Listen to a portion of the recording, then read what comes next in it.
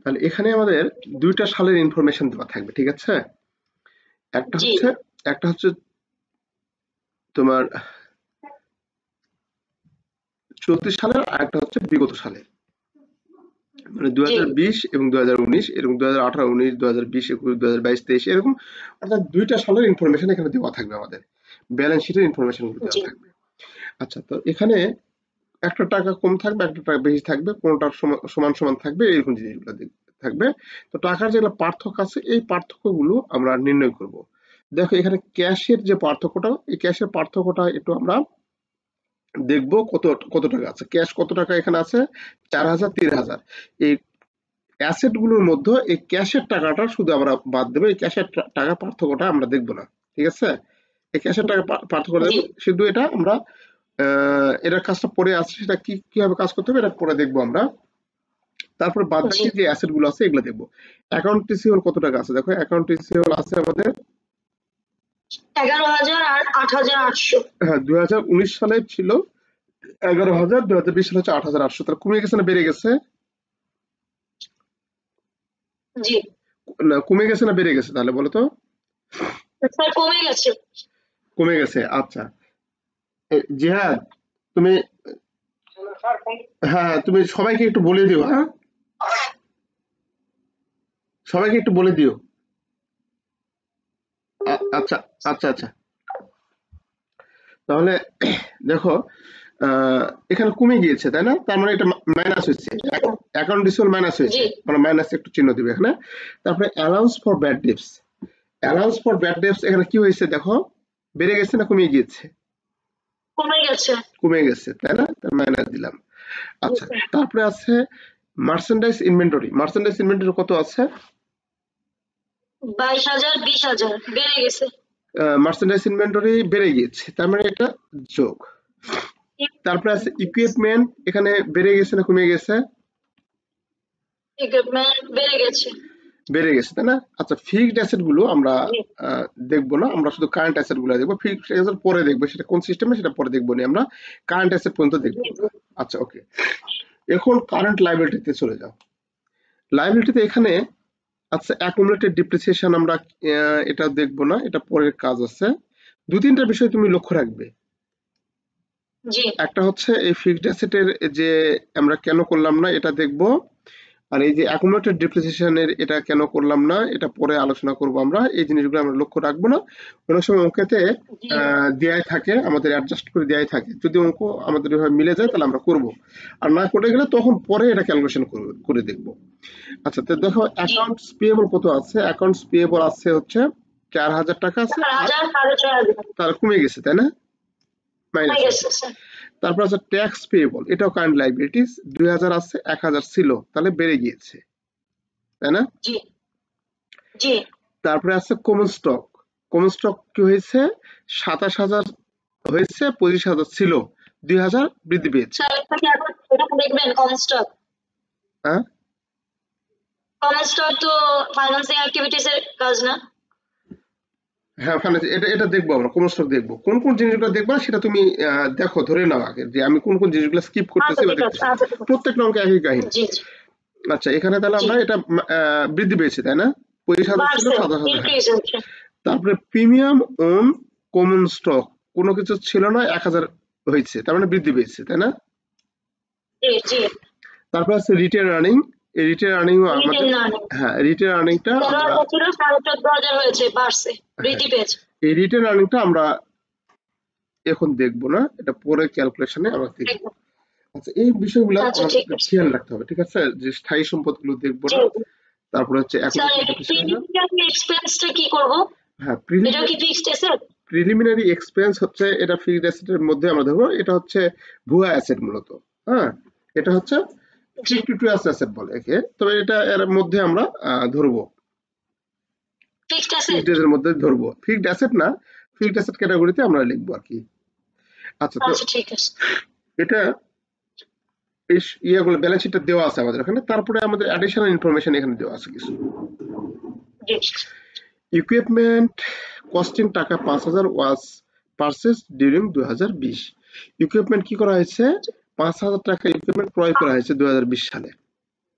জি sir. আচ্ছা, তারপরে বলা আছে 2 number fully depreciated equipment that cost 1000 was discard. তাহলে এখানে ফুলি ডিপ্রিসিয়েটেড মানে 1000 টাকা মূল্যের ইকুইপমেন্ট সম্পূর্ণটাই অবচয় হয়ে গেছে, কোনো মূল্য অবশিষ্ট নেই, মানে সম্পূর্ণ মূল্য 1000 টাকা মূল্য সম্পত্তি ওটা কমে গিয়েছে, ডিপ্রিসিয়েশন হয়ে গেছে। ওয়াজ discard and accumulated depreciation are removed from the account, এবং accumulated depreciation রিমুভ করা হয়েছে। তাহলে 1000 টাকা মূল্যের আমরা ডিসকার্ড মানে বাদ দেওয়া, তাহলে 1000 টাকা মূল্যের সম্পূর্ণ যে ইকুইপমেন্ট সম্পূর্ণটা অবচয় হয়ে গেছে এবং সেটা আমরা বাদ দিয়েছি এবং accumulated depreciation রিমুভ করেছি। এই বাবদ যে কোনো ইকুইপমেন্ট যদি আমরা কোনো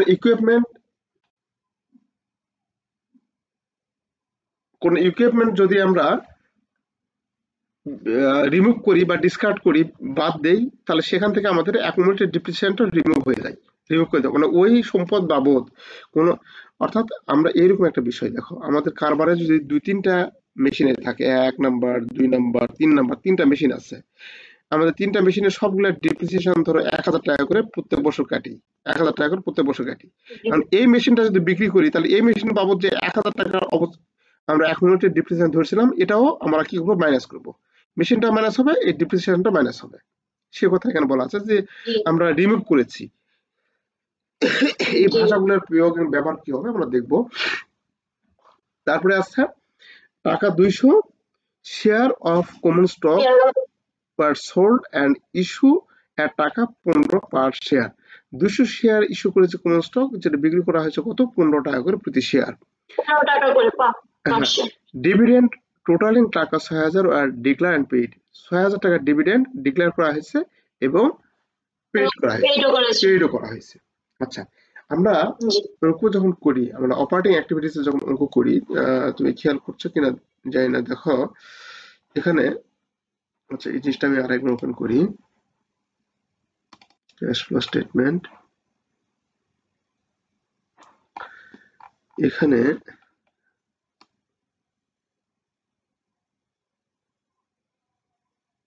ইনডাইরেক্ট মেথড, এই ইনডাইরেক্ট মেথডে দেখো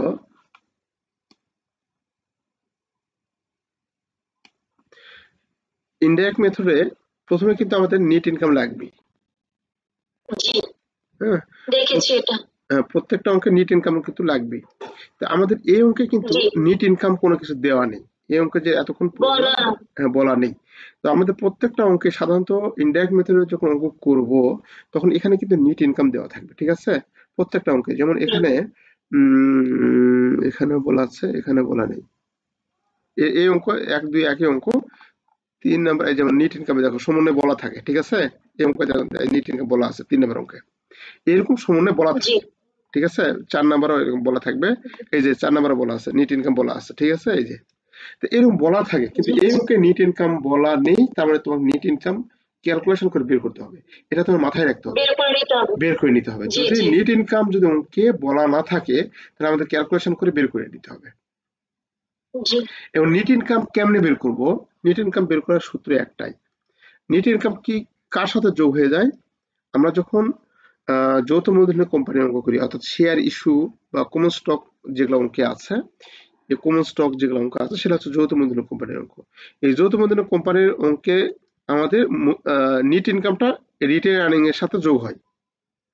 নেট ইনকামটা কার সাথে যোগ হয়, রিটেন আর্নিং এর সাথে যোগ হয়। যেমন আমরা ওনার ইকুইটি স্টেটমেন্ট করেছি আমরা ওনার ইকুইটি স্টেটমেন্ট, ওই যে চ্যাপ্টারে ওনার ইকুইটি স্টেটমেন্টের নেট ইনকাম কি হয়েছে, ক্যাপিটালের সাথে যোগ হয়ে গেছে, তাই না, মনে আছে, ক্যাপিটালের সাথে যোগ করেছিলাম। আর ঠিক এখানে এই যৌথ মূলধন কোম্পানির ক্ষেত্রে রিটেন আর্নিং স্টেটমেন্ট, ওনার ইকুইটি স্টেটমেন্ট আর হবে না, ওনার ইকুইটি স্টেটমেন্ট একক ব্যক্তি অর্থাৎ এক মালিকানা কারবারের ক্ষেত্রে ওনার ইকুইটি স্টেটমেন্ট করতে হয়, আর রিটেন আর্নিং স্টেটমেন্ট করতে হয় যৌথ মূলধন কোম্পানির ক্ষেত্রে, ঠিক আছে, বড় বড় কোম্পানি আছে না ওগুলোর ক্ষেত্রে। তো রিটেন আর্নিং স্টেটমেন্টের সাথে আমাদের নেট ইনকামটা যোগ হয়ে যায়। তাহলে রিটেন আর্নিং বছরের প্রথমে ছিল কত, রিটেন আর্নিং বছরের প্রথমে ছিল এই যে এটা 2000 কত সাল, 2019 সাল, 13,000 আর হয়েছে কত 14,500। এখন খেয়াল করে দেখো 13,000 এর সাথে যোগ করছে কি নেট ইনকাম, তাই না? সংক্ষেপে লিখলাম, এনআই যোগ করেছি, তাই না? যোগ করে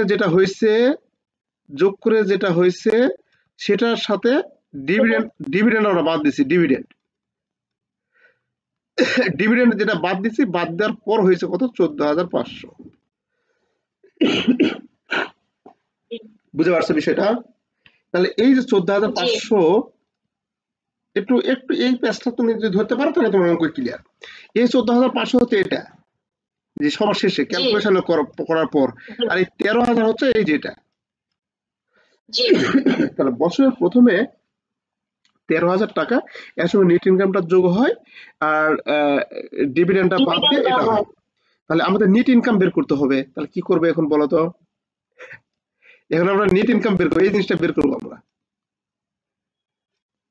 তাহলে কি করতে হচ্ছে এখন? উল্টা কাজ করতে হবে আমাদের। মানে আমরা যদি সহজভাবে এটা বলি, এটা যদি সহজভাবে ধরি, এরকম দেখো একটা সূত্রের মাধ্যমে, সেটা হচ্ছে ওপেনিং রিটার্ন আর্নিং। ওপেনিং মানে আমরা অঙ্কটা শুরু করে দিই ওয়ার্কিং করে।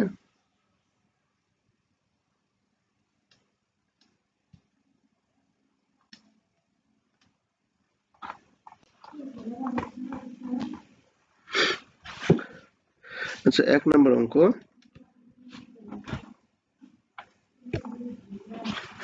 1 নম্বর অঙ্কে ওয়ার্কিং লিখবো।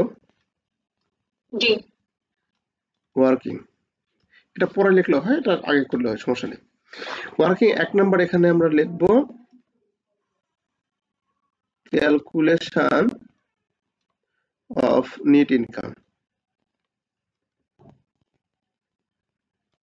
ক্যালকুলেশন অফ নেট ইনকাম, ঠিক আছে?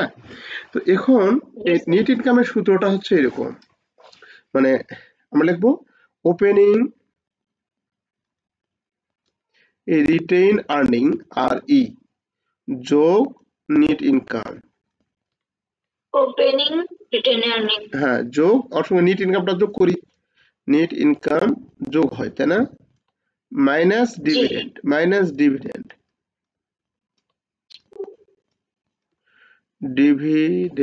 দেওয়া হয়ে গেছে।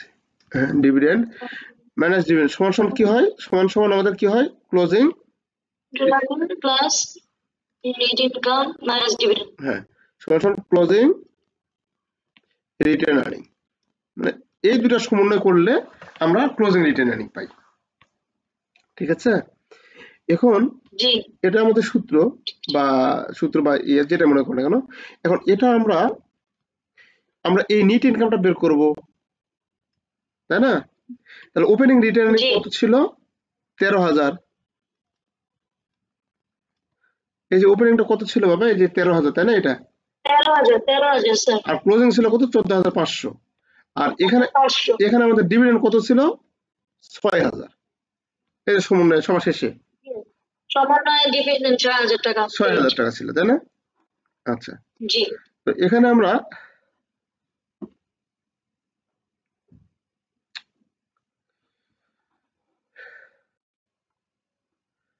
এখন দেখো, তাহলে আমরা 13,000 ওপেনিং রিটেন আর্নিং যোগ আমাদের নেট ইনকামটা বের করতে হবে। তাহলে নেট ইনকামটা লিখবো, নেট ইনকাম মাইনাস ডিভিডেন্ড কত? 6,000 সমান সমান ক্লোজিং রিটেন আর্নিং কত? 14,000 ছিল, তাই না? জি, ক্লোজিং হচ্ছে 14,500। 14,500, আচ্ছা সরি, 14,500। জি স্যার। 14,500 কত ছিল? 14,500। হ্যাঁ, এই যে এখন আমরা নেট ইনকাম বের করবো। তাহলে এগুলো সব এই পাশে লেখাও, যে এই পাশে আমরা নেট ইনকাম রাখবো সমান সমান 14,500 মাইনাস 14,500 মাইনাস 7,000 যোগ 6,000 কত হয় তাহলে? 7,500 নাকি? জি স্যার, 7,500। তাহলে আমরা এটা হচ্ছে নেট ইনকাম 7,500, ঠিক আছে? প্রত্যেকটা অঙ্কের কাহিনী একই। জি। অর্থাৎ নেট ইনকাম 7,500। ওকে, আচ্ছা, এটা তো বুঝতে পারলে, তাই না? আমরা নেট ইনকাম বের করেছি, এখন আমরা অঙ্কটা করতে পারবো সহজে। জি স্যার। আচ্ছা, তাহলে আমরা এখানে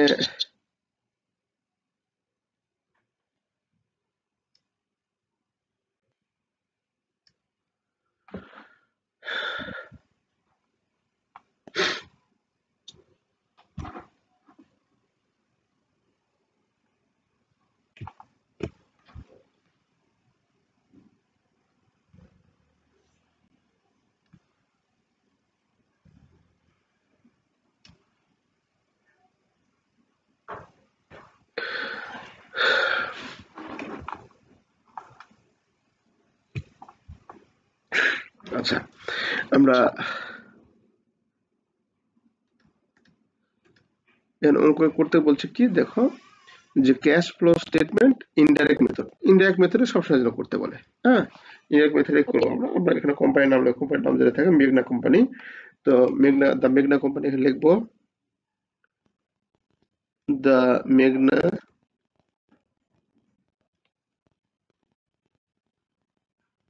কোম্পানি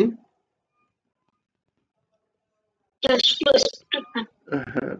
ফ্লো স্টেটমেন্ট, এটা হচ্ছে কি পার্শিয়াল, না সরি পার্শিয়াল না, এটা ফুলি, এটা পার্শিয়াল না। ও আচ্ছা, মানে এটা অংশ তো করতেছি না। না, কোনো অংশ করতেছি না। ফর দ্য ইয়ার এন্ডেড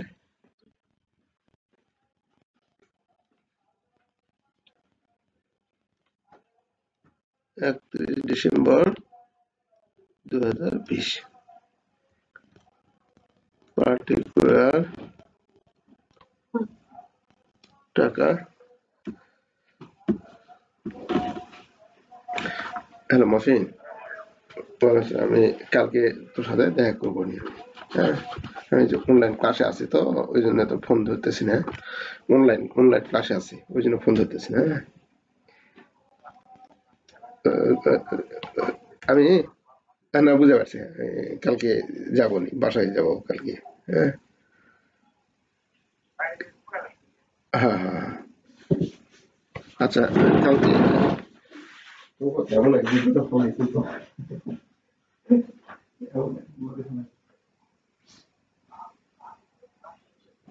হ্যাঁ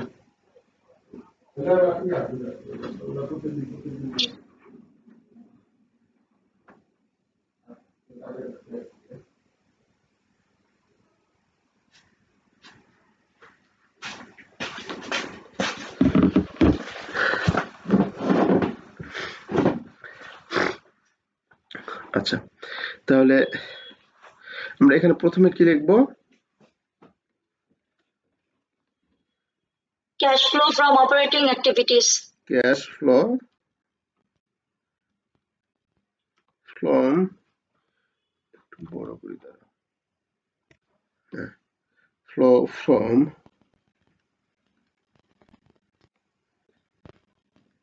operating activities, cash flow from operating activities লেখায় বাঁকা যাচ্ছে। আচ্ছা, এখানে আমাদের প্রথমে কি লিখি মনে আছে? নেট ইনকাম লিখি, তাই না? নেট ইনকাম, জি স্যার, নেট ইনকাম আমি লিখেছি। হ্যাঁ, নেট ইনকাম কত বের করলাম? 7,500। 7,500। তাহলে এই নেট ইনকামটা সবসময় জন্য আমাদের লাস্ট কলামে লিখবো 7,500। আচ্ছা, এখন আমাদের যে টাকার পার্থক্যগুলো হয়ে গেছে, এটা লেখার পর আমরা কি লিখি? আমরা অ্যাডজাস্টমেন্ট লিখি না? অ্যাডজাস্টমেন্ট, হ্যাঁ, আমরা অ্যাডজাস্টমেন্ট ADJUSTMENT অ্যাডজাস্টমেন্ট লিখবো। এই অ্যাডজাস্টমেন্টের সাথে আমরা যোগ বিয়োগ করবো আর কি, যে আইটেমগুলো। জি। আমাদের কোনগুলো যোগ বিয়োগ হবে দেখো, যে আমাদের যোগ হবে, ডিক্রিজ যেহেতু হয়েছে। হ্যাঁ, তাহলে একটা মনে রাখবে, সম্পদ বৃদ্ধি পেলে কি হয় সেটা বলো। সম্পদ বৃদ্ধি পেলে বিয়োগ হয়। বিয়োগ হয়, তাই না? আর তাছাড়া এখানে আমরা অলরেডি করেছি, আমরা এখানে অলরেডি লিখেছিও।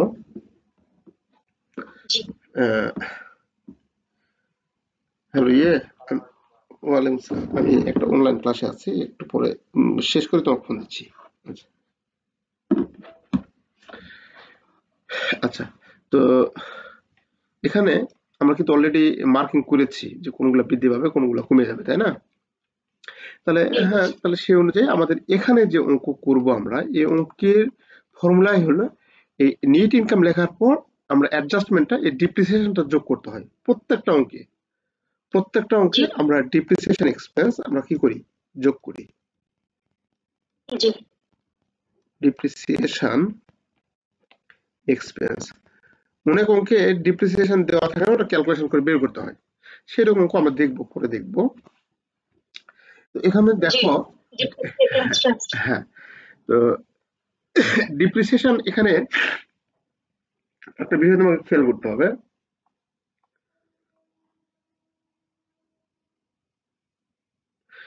ইকুইপমেন্ট, এখানে আমাদের ইকুইপমেন্ট কত টাকা আছে, 5,000 টাকা কিনছিল, তাই না? ইকুইপমেন্ট কস্টিং 5,000 ওয়াজ পারচেজড, তাই না? জি। আচ্ছা, 5,000 টাকার ইকুইপমেন্ট আমরা কি করেছি, ক্রয় করেছি। আর এখানে আমাদের ডিপ্রিসিয়েশনটা কার সাথে সম্পর্কযুক্ত বলতো? ডিপ্রিসিয়েশন এক্সপেন্স ডেবিট না অ্যাকুমুলেটেড ডিপ্রিসিয়েশন, তাই না? যে ডিপ্রিসিয়েশন এক্সপেন্স মানে 100 টাকা যদি ডিপ্রিসিয়েশন হয়, তাহলে 100 টাকা অ্যাকুমুলেটেড ডিপ্রিসিয়েশন হয়, তাই না? জি। হ্যাঁ, তাহলে ডিপ্রিসিয়েশনটা আমাদের মানে যত টাকা ডিপ্রিসিয়েশন হবে তত টাকা অ্যাকুমুলেটেড ডিপ্রিসিয়েশন থাকবে। তাহলে এখানে আমাদের এক্সপেন্স দেওয়া নাই, অ্যাকুমুলেটেড ডিপ্রিসিয়েশন দেওয়া আছে কত? আমাদের অ্যাকুমুলেটেড ডিপ্রিসিয়েশন আছে 5,500, তাই না? জি। তাহলে খেয়াল করে দেখো যে বছরের প্রথমে ছিল কত, এটা তাহলে 4,500 টাকা ছিল, 4,500 ছিল, তাই না? আর বছরের শেষে আছে কত, এত, তাই না? তাহলে বছরের প্রথমে হয়েছে 4,500, বছরের শেষে আছে কত, 5,500। আর এখানে আমাদের সামনে একটা জায়গায় বলা আছে যে ফুলি ডিপ্রিসিয়েটেড ইকুইপমেন্ট টাকা কস্ট, দ্যাট কস্ট টাকা 1,000 ওয়াজ ডিসকার্ড। আমি একটা অনলাইন ক্লাসে আছি, শেষ করে তখন দিচ্ছি। তাহলে এখানে বলা আছে ফুলি ডিপ্রিসিয়েটেড ইকুইপমেন্ট মানে সম্পূর্ণরূপে ডিপ্রিসিয়েট কি হয়েছে, অবচয় হয়ে গেছে। দ্যাট কস্ট টাকা কত, 1,000 ওয়াজ ডিসকার্ড, যেটা ডিসকার্ড মানে কি, যেটা বিক্রয় করা হয়েছে, বাদ দেওয়া হয়েছে। And accumulated depreciation was remove. Accumulated depreciation remove মানে কি, বাদ দেওয়া, মুছে ফেলা, ঠিক আছে? রিমুভ শব্দের অর্থ কি, রিমুভ করা মানে কি, হ্যাঁ, মুছে দিয়েছে। তার মানে অ্যাকুমুলেটেড ডিপ্রিসিয়েশন যদি মুছে দেয়, তাহলে তোমার এটা অ্যাকুমুলেটেড ডিপ্রিসিয়েশন কত আছে, বছরের প্রথমে ছিল 4,500, তাহলে 1,000 টাকার ইকুইপমেন্ট যদি মুছে দেবে, কমিয়ে দেয়, তাহলে এটা কি বেড়ে যাবে না কমে যাবে? কমে যাবে না? তাহলে এটা আমাদের ক্যালকুলেশনটা করতে হবে, ক্যালকুলেশনটা করে নিতে হবে, যে ক্যালকুলেশন অফ ডিপ্রিসিয়েশন এক্সপেন্স। এখানে তুমি ক্যালকুলেশন করেও করতে পারো, অথবা আলাদা করে এখানে একটু জায়গা নিয়ে করি আমরা।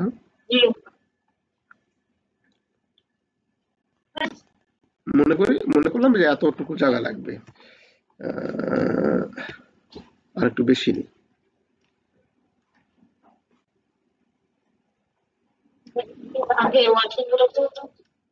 না, ওয়ার্কিং আগে করতে হবে না এটা তো তুমি বুঝতে পারবে না, এক এক করে তুমি স্টেপ বাই স্টেপ যেতে হবে।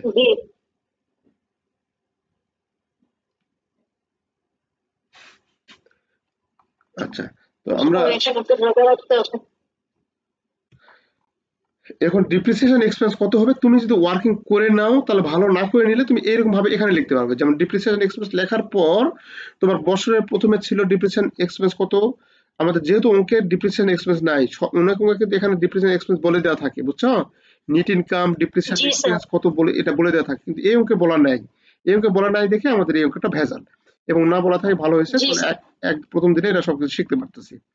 তো এখানে আমাদের ডিপ্রিসিয়েশন এক্সপেন্স হচ্ছে ছিল কত, দেখো আমাদের বছরের প্রথমে 4,500 ছিল, তাহলে 4,500 ছিল, 4,500 ছিল, সেখান থেকে 1,000 কি হয়েছে, মাইনাস হয়েছে, তাই না?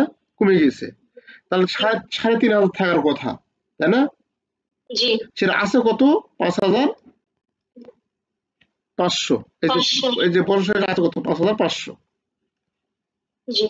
তাহলে ওয়ার্কিং করবেন না, ওয়ার্কিং করে নিলেও হবে, না নিলেও হবে, এইভাবে দেখালেও হবে, সমস্যা নেই, বুঝছো?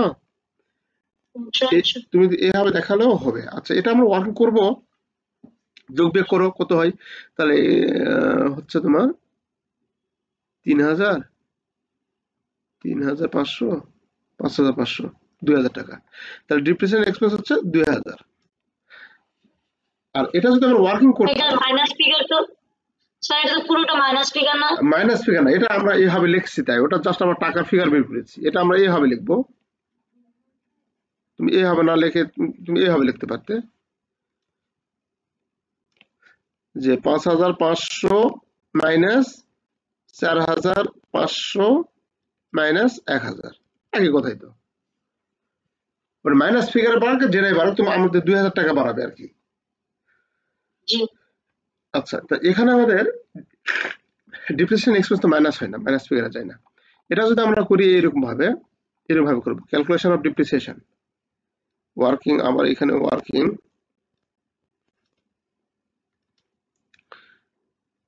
ওখানে 1 করছে, এটা 2, ক্যালকুলেশন অফ ওখানে যে 1 নম্বর ওয়ার্কিংটা করেছি উপরে নেট ইনকাম, সেটা মূলত এখানে নিচে করতে হতো, calculation of depreciation,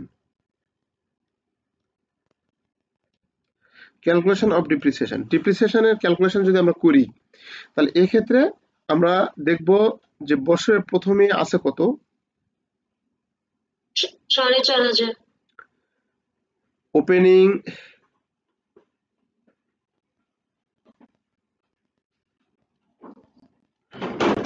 accumulated depreciation, opening accumulated depreciation ছিল 4500 মাইনাস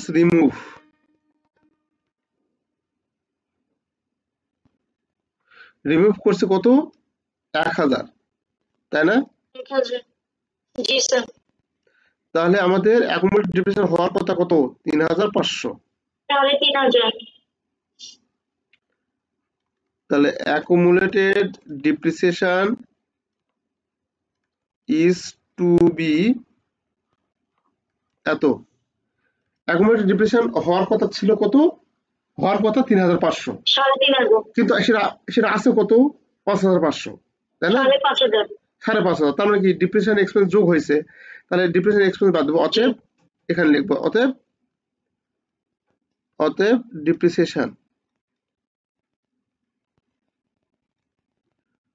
ডিপ্রিসিয়েশন এক্সপেন্স সমান সমান কত, 5500 টাকা বর্তমানে আছে, যেটা হওয়ার কথা ছিল 3500, তার মানে 2500 টাকা 2000 টাকা ডিপ্রিসিয়েশন হয়েছে। বুঝতে পারছো? এইভাবে লিখবো আমরা যখন ওয়ার্কিং করবো তখন এইভাবে লিখবো, ঠিক আছে? আচ্ছা আচ্ছা, তাহলে এই 2000 টাকা ওখানে আমরা লিখলাম। এটা প্রত্যেকটা অঙ্কে তোমার এই যে আজকে অঙ্ক শুরু করলে, এই অঙ্ক এখান থেকে শুরু হলো, cash flow from operating activities থেকে নেট ইনকাম লিখতে হবে, তারপর অ্যাডিশনাল ডিপ্রিসিয়েশন লিখতে হবে। প্রত্যেক অঙ্কটাই কাহিনী একই। যদি ডিপ্রিসিয়েশন থাকে তাহলে ডাইরেক্ট বসে দিব, যদি না থাকে তাহলে ওয়ার্কিং করে নিয়ে আসে বসে দিব। নেট ইনকাম যদি থাকে তাহলে বসে দেবো ডাইরেক্ট, না থাকলে ওয়ার্কিং করে বসে দেবো, ঠিক আছে? আচ্ছা, ভয় পাওয়া না, সমস্যা নেই, এটা সবগুলো অঙ্ক একই। এখন আমাদের আর কোনো ঝামেলাই নেই এই অঙ্কে। এখন দেখো অ্যাকুমুলেটেড ডিপ্রিসিয়েশন অ্যাকাউন্ট রিসিভেবল কত কি হয়েছে, কমে গিয়েছে, তাই না? তাহলে অ্যাকাউন্ট রিসিভেবল কমে গেলে কি হয় বাবা বলো তো? সম্পদ কমে গেলে যোগ হবে। তাহলে দেখো যোগ account receivable, accounts receivable increase, যতটুকু বৃদ্ধি পাইছে ততটুকু কি স্যার? মানে কমে গেছে ততটুকু হ্যাঁ। অ্যাকাউন্ট রিসিভেবল ডিক্রিজ,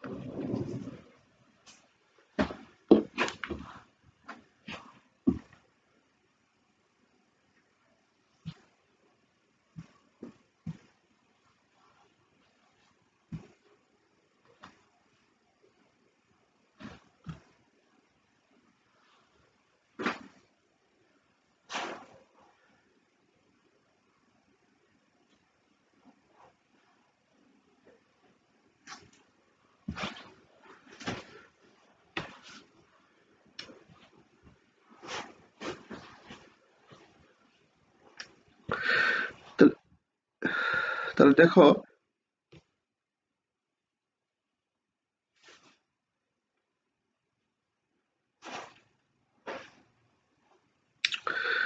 তাহলে অ্যাকাউন্ট রিসিভেবল কি হয়েছে আমাদের ডিক্রিজ হয়ে গেছে জি তাহলে ডিক্রিজ হয়ে গেলে এখানে ডিক্রিজ হবে ডিক্রিজ হয়ে গেছে কত টাকা ডিক্রিজ হয়ে গেছে তত টাকা ঠিক এখানে লিখবো জাস্ট 2200 স্যার 2200 এখানে আমরা জি মাইনাস করে লিখতে পারি অথবা শুধু এখানে অনেক সময় অনেকে এই ডিক্রিজ লেখে না এখানে জাস্ট অ্যাকাউন্ট রিসিভেবল লিখে প্লাস লিখে এখানে মাইনাস করে ওই টাকার ফিগারটা লেখে এখানে যে কত জি টাকা জি স্যার পর্যন্ত আছে যে এখানে 11,000 8,800 11,000 মাইনাস 8,800 মাইনাস 8800 টাকা হ্যাঁ তাহলে কত 2200 টাকা 2200 টাকা হ্যাঁ তারপরে আছে কি দেখো account allowance for bad debt allowance for bad dates এখন অ্যালাউন্স ফর ব্যাড ডেটস কিন্তু এখানে মাইনাস ফিগার আছে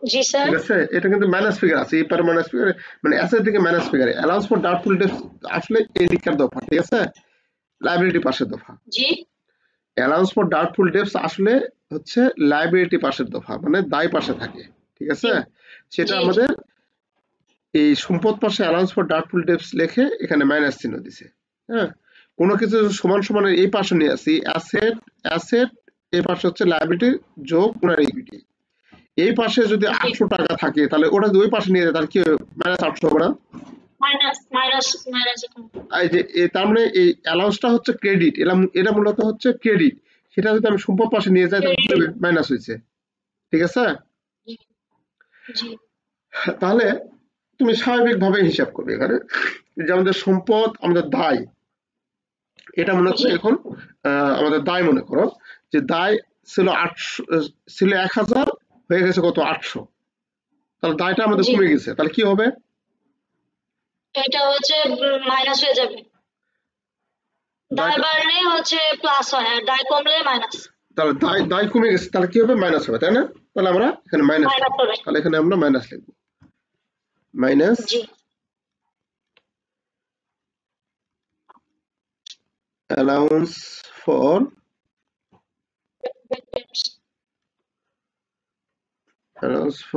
doubtful debts কত হচ্ছে 1800 200 টাকা হচ্ছে allowance for doubtful debts sir ওটাতে ব্যাড ডেটস লেখা আছে ব্যাড ডেটস লিখলে হবে না ডাউটফুল লিখতে হবে হ্যাঁ হবে হ্যালো আসসালামু আলাইকুম হ্যালো স্যার কি ঘুমাইছিলেন না ঘুমিয়ে যায়নি আমি একটু অনলাইন ক্লাসে আছে তো ক্লাস শেষ আইসিটি এবং সরিয়া বেসের শীটগুলো কি পাওয়া যাবে কমপ্লিট হয়েছে আপনার আইসিটিটা কমপ্লিট আছে আইসিটি আর সরিয়া বেস এখনো করি নাই সরিয়া বেসটা হয় নাই না না ও আচ্ছা স্যার কবের মধ্যে হতে পারে স্যার তাহলে স্যার তখন আমি দুটো একসাথে কন্ট্যাক্ট করতে পারি আচ্ছা একটু সময় লাগবে এই মাসটা লাগবে আর কি মানে এই মাসটা লাগবে না ও আইসিটিটা হয়েছে না স্যার 300 টাকা তো ঠিক না স্যার আইসিটি হয়েছে হ্যাঁ 300 টাকা নাকি না 300 না 500 টাকা নেই এখন মানে 500 টাকা তো ক্লাস সহকারে না ক্লাস করলেও ওটাই না করলেও ওই একই ও আচ্ছা একই না আচ্ছা আচ্ছা আচ্ছা তাহলে অ্যালাউন্স ফর ডাউটফুল ডেটস কত টাকা আছে বৃদ্ধি পাইছে বাবা 1000 টাকা 800 বৃদ্ধি না 200 টাকা কমছে আর কি কমছে তাই না আচ্ছা তাহলে এখানে 200 টাকা জি 200 টাকা 200 টাকা তারপর কি আছে মার্চেন্ডাইজ ইনভেন্টরি তাহলে মার্চেন্ডাইজ ইনভেন্টরি কি হয়েছে বৃদ্ধি পাইছে তাই না 2000 টাকা তাহলে বৃদ্ধি পাইছে তাহলে এখানে মাইনাস জি মার্চেন্ডাইজ ইনভেন্টরি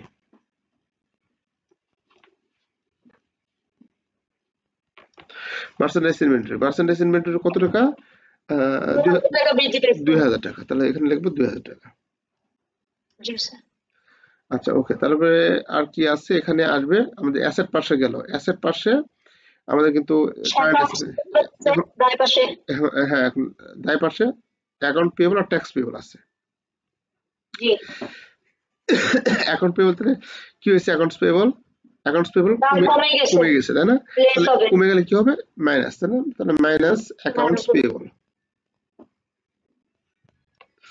অ্যাকাউন্টস পেয়েবল কত টাকা, 4000 6500 2000 টাকা, 2005 না 1500 2500 টাকা কমে গেছে তাই না, জি স্যার 2500। আচ্ছা তারপরে আছে ট্যাক্স পেয়েবল কত বাবা, ইনক্রিজ হয়েছে বাড়ছে, তাহলে যোগ হবে 1000 টাকা, যোগ হবে, হ্যাঁ তাহলে যোগ ট্যাক্স পেয়েবল কত টাকা 1000 টাকা। আচ্ছা এটা আরেকটা কাজ করো, এটা যেটা মাইনাস হয়েছে মাইনাস ফিগার রাখো, মাইনাস হয়েছে মাইনাস ফিগার রাখো, হ্যাঁ মাইনাস ফিগার রেখে দিই। আচ্ছা তারপরে আর কিছু নাই না, অন্য কোনো কিছু বলা আছে, কোনো কিছু বলা নাই, হ্যাঁ এখন যোগ বিয়োগ করো, সবকিছু যোগ বিয়োগ করো এখন। 4200 5200 মাইনাস ফিগারই আসে। শোনো আর যখন অঙ্ক করবে ঠিক আছে, তখন এখানে একবার চাপে চাপে লিখবে না, একটু জায়গা ফাঁকা রাখবে, এখানে একটু ফাঁকা রাখবে, যে কোনো কিছু যদি বাদ পড়ে তাতে এখানে ঢুকে দিতে পারো, ঠিক আছে, জি জি অবশ্যই, হ্যাঁ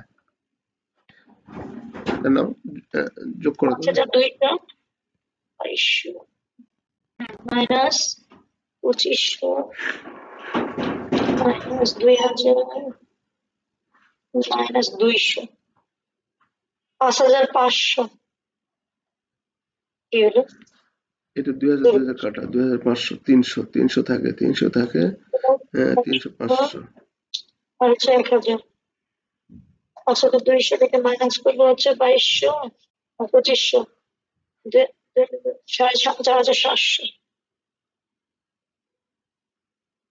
500 টাকা হবে প্লাস ফিগার 500 2000 যোগ 200 মাইনাস 200 মাইনাস 2000 যোগ 2500 মাইনাস হবে টোটাল 4700 4700 টাকা 4200 মাইনাস 4500 1000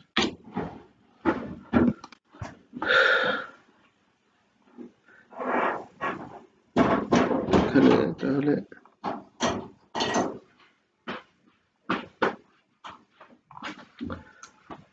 500 টাকা থেকে 7500 টাকা মাইনাস,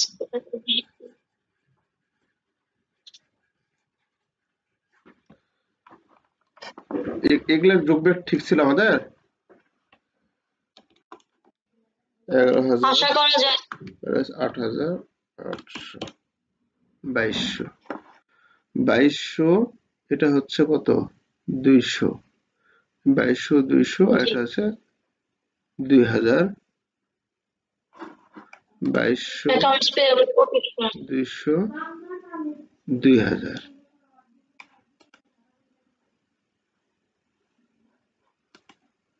এই 2000 মার্চেন্ডাইজ ইনভেন্টরি কি হবে, মার্চেন্ডাইজ ইনভেন্টরি প্লাস হবে, চলতি সম্পূর্ণ না ইনক্রিজ হয়েছে, প্লাস এটা কি করেছে বৃদ্ধি পেয়েছে, তাহলে তো আমাদের একটু বৃদ্ধি পেয়েছে বিয়োগ করব, আর এটা কি হয়েছে কমে গিয়েছে, তাহলে এটা যোগ করব, কোনটা স্যার, অ্যাকাউন্ট রিসিভেবল তো যোগ করেছি sir, allowance for doubtful dates এটা বিয়োগ করেছি, মার্চেন্ডাইজ ইনভেন্টরি এটা বাদ দিয়েছি, বৃদ্ধি পেয়েছে, অ্যাকাউন্টস পেয়েবল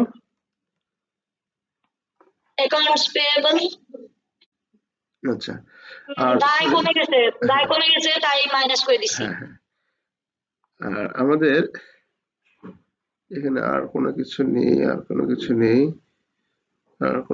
নেই, কস্টিং এত ডিপ্রেশন নিয়ে, আর এখানে একটা বিষয় একটা লিখতে হবে, সেটা হচ্ছে যে প্রিলিমিনারি এক্সপেন্স আমাদের ছিল 2000 এখন আছে 1000। 1000, তাহলে 1000 টাকা আমাদের কমে গেছে, তাই না? জি তাহলে জি 1000 টাকা মূল্য যখন কমে যায়, এই প্রিলিমিনারি এক্সপেন্স হচ্ছে ভুয়া সম্পদ, এটার মূল্য কমে গেলে তার মানে কি এটা অবচয় হয়ে গেছে, এটা মূল্য অবচয়, মানে আমাদের মূল্যটা কমে গেছে, প্রিলিমিনারি এক্সপেন্স রেট অফ হয়ে যায়, রেট অফ। তাহলে এখানে আমাদের লিখতে হবে কোনো ডিপ্রিসিয়েশন এক্সপেন্স, যেমন হচ্ছে আমাদের স্থায়ী সম্পদের ক্ষেত্রে, এই যে ডিপ্রিসিয়েশন লিখছে না স্থায়ী সম্পদের ক্ষেত্রে, তেমনি প্রিলিমিনারি এক্সপেন্স আমাদের রাইট অফ লিখতে হয়। তাহলে রাইট অফ মানে মূল্য কমে যাওয়া, right of preliminary expense, preliminary expense right of preliminary কত টাকা এক্সপেন্স হয়ে গেছে? 1000। 1000। তাহলে মোট হচ্ছে কত আমাদের, এখন করলে কত হচ্ছে তাহলে যোগ বিয়োগ? মানে 1500 টাকা আসবে। এখন আচ্ছা আমাদের 1500 টাকা, ঠিক আছে না, এখানে আমাদের এখানে 1500 টাকা আসবে, তাহলে 1500 টাকা প্লাস ফিগার তো, তাই না? জি স্যার জি। তাহলে প্লাস ফিগারে হলে আমরা এখানে নিট ক্যাশ ইউজড বাই কথা লিখবো না, আমরা এখানে কি কথা লিখবো? Provide by provided by. হ্যাঁ, তাহলে provide by net cash flow provide by operating activities. Net cash provided by operating activities,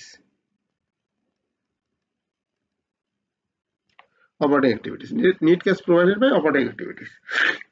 আমাদের অপারেটিং অ্যাক্টিভিটিসটাই হচ্ছে আমাদের কাছে একটু জটিল, এরপরে গুলো আমাদের কাছে ইজি আছে। যোগ, স্যার ওইটা ক্যালকুলেট সাথে পুরোটা করব না, সাথে ওইটার সাথে কোনটা? 1500 সাথে ওই যে 7500। ও এই যে এটা ইয়াটা, এই যে এটা হ্যাঁ হ্যাঁ হ্যাঁ হ্যাঁ হ্যাঁ, লেখো।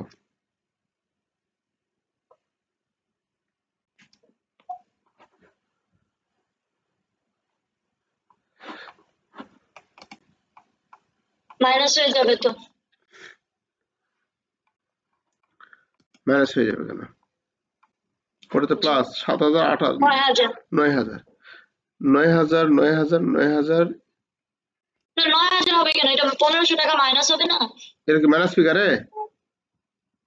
এটা মাইনাস ফিগারে বাড়ায় না মাইনাস ফিগারে না কিন্তু। তাহলে এটা তো অ্যাডজাস্টমেন্ট করতেছি, যোগ বিয়োগ করেছি তো আমরা, যোগ বিয়োগ করার পর এটা প্লাস ফিগার আছে, তাহলে প্লাস করবো ওর সাথে। মূলত এই টাকাটার নামই, আচ্ছা এই টাকাটার মানে এই টাকাটার নামই হচ্ছে মূলত এটা, ও আচ্ছা এই যে sorry net cash provided by operating activities 9000।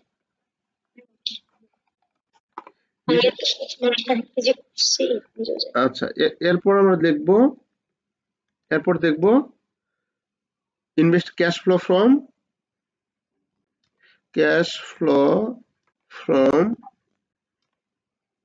Investing activities.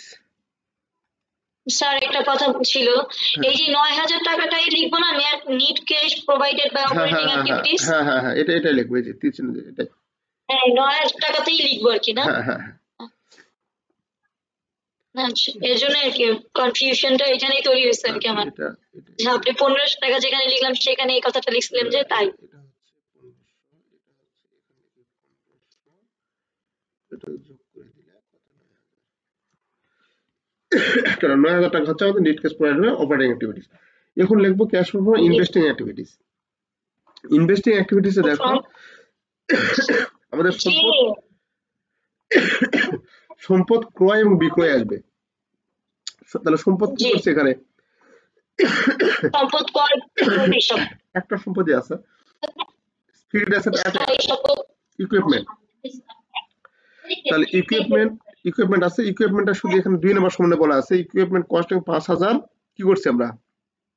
Purchase করছি, ক্রয় করেছে স্যার, তাহলে ক্রয় করে টাকা চলে গিয়েছে, তাহলে এখানে লিখবো শুধু ইকুইপমেন্ট পারচেজ, আর কিছু নেই এখানে, মাইনাস ইকুইপমেন্টের থেকে মাইনাস করে দিব।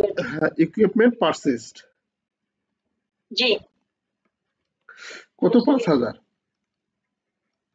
মাইনাস ফিগার, এটা এই 5000 টাকা পার করে দেবো আমরা। হ্যাঁ এটার নাম হচ্ছে কি? Net cash provided by net cash used by, net cash used by investing activities. জি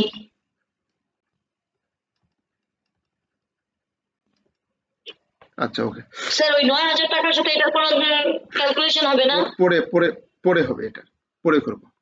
আচ্ছা, আচ্ছা এখন আমরা দেখব ক্যাশ ফ্লো ফ্রম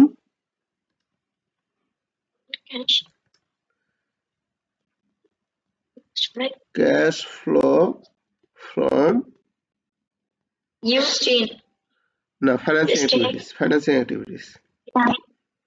আমি আগেরটা লিখছি।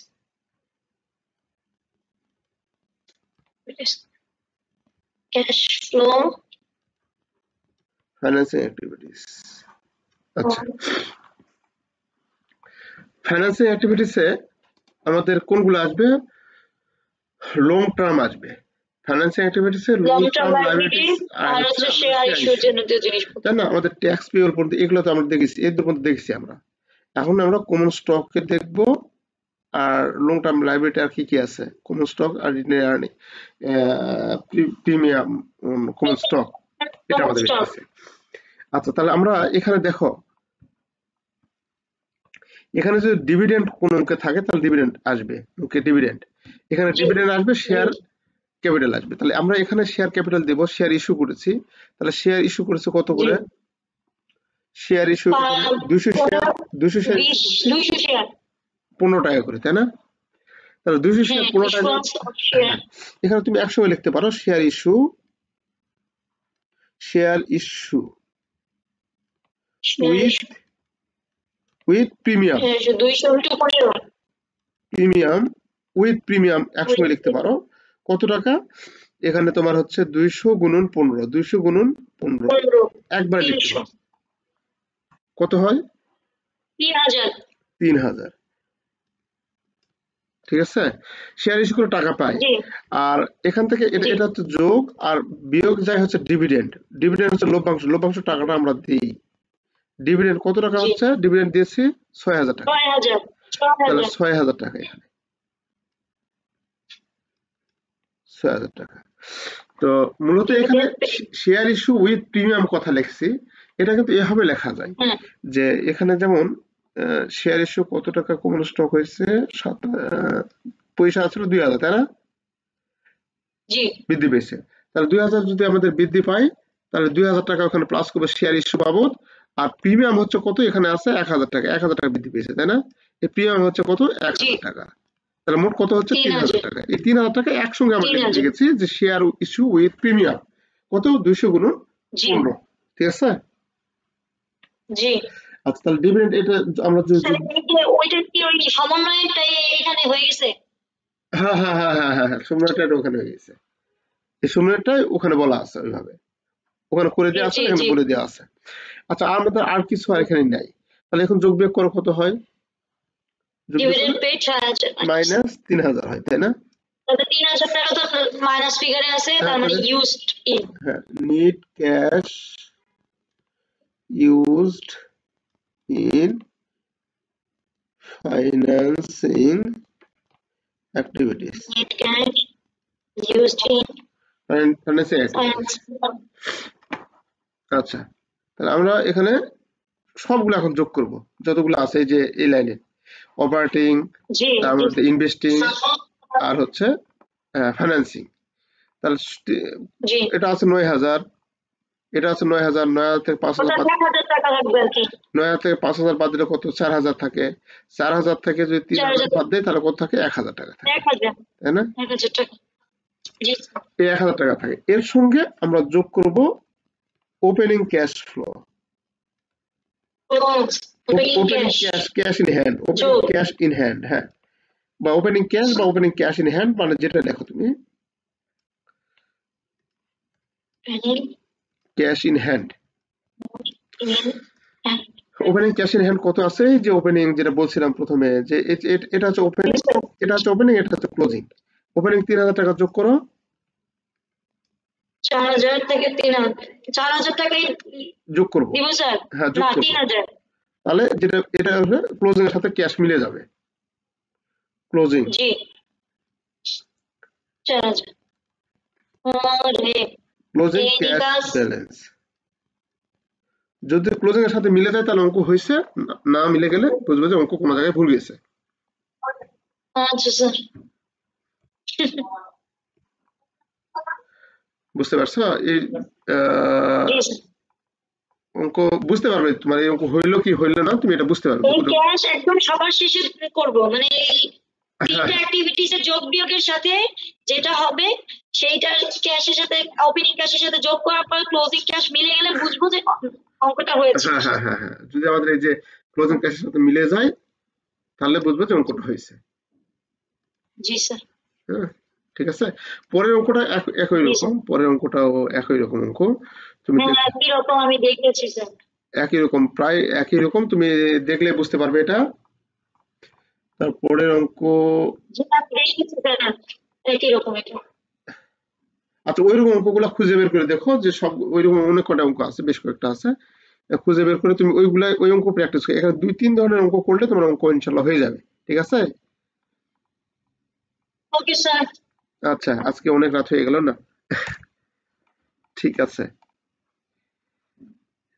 কালকে ইনশাল্লাহ স্যার আপনি বলেছিলেন হ্যাঁ কালকে ইয়েতে আসলে মানে জয়পুরহাটে আসলে আপনি ক্লাস টাইমটা একটু আগায় দিবেন। 6টা পর্যন্ত প্রাইভেট আছে, তো 6টার পর থেকে শুরু করবো, হয়তো 6টা কিংবা 7টার দিকে শুরু করবো। 6টার পর থেকে মানে আপনি 7টা থেকে শুরু করতে যাচ্ছেন? 7টা অথবা 6:30টার মধ্যে শুরু করবো, কালকে বলে দিব তোমাকে। হ্যাঁ, জি স্যার। আর দিনের বেলায় কোনো স্যার একটু হ্যাঁ স্যার কষ্ট করে এখন আর মিস দিয়েন না, মানে আমার একদম তাহলে আর হবে না, বুঝতে পারছি। না না, মিস বলতে কালকে মিস গেছে তো আমার আসার দিন, ওটা তো তোমার কনসিডার করতেই হবে, এখন তো উপায় নেই। না মানে আমি মানে সময়টা খুব সংকীর্ণ নিয়ে ধরলাম তো, হ্যাঁ মানে হ্যাঁ আমি মানে আপনার কাছে ক্লাস করার মানে টোটাল টাইম ছিল 25 দিন, তার মধ্যে অলরেডি 5 দিন আমার পুরো বাদ পড়ে গেছে, তো 20 দিন আছে, 20 দিনের মধ্যে এখন বাকি কয়েকদিন আছে, এর জন্যই বললাম আর কি, যে আচ্ছা কষ্ট করে আর বাদ না দেওয়ার চেষ্টা করলে মানে ভালো হতো আমার জন্য। আচ্ছা আচ্ছা আচ্ছা, ঠিক আছে। তো বাদ না এখন, ইমার্জেন্সি আমি তো বাসায় আসছি, এখন তো বাদ দেওয়ার সুযোগ নাই। ইমার্জেন্সি আমার অসুখ বিসুখ যদি হয় সে কথা আলাদা,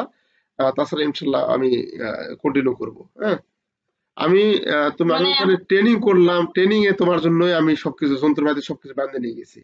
এটা তো একটা বুঝতে পেরেছি স্যার। একটা জিনিস নিয়ে যাওয়া, মানে অনেক জিনিস নিয়ে যেতে হয়, যে এই যে ডিভাইস গুলো নিয়ে যেতে হয়, এই যে এই ডিভাইস জি গুলো স্যার। আছে দেখতে পাচ্ছ কিনা জানি না, এই জিনিসগুলো নিয়ে যেতে হয়। ঠিক আছে, সমস্যা নাই, বাদ যাবে না ইনশাল্লাহ। হ্যাঁ?